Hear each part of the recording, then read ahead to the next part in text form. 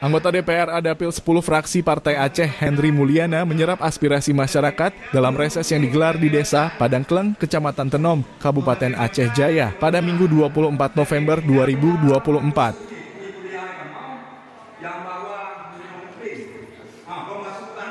Selain ajang menyerap aspirasi masyarakat, reses ini juga dijadikan Henry Mulyana sebagai wadah silaturahmi bersama dengan masyarakat atau konstituen.